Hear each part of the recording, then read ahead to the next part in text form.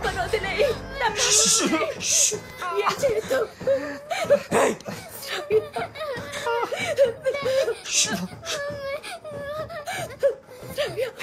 ఎందుకు ఏడుస్తున్నావు?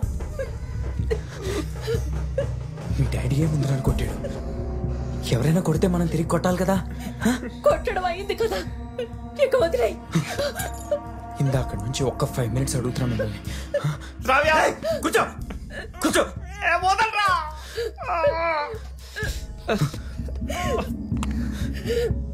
మీరు నర్స్ కదా, కొంచెం డ్రెస్సింగ్ చేయండి.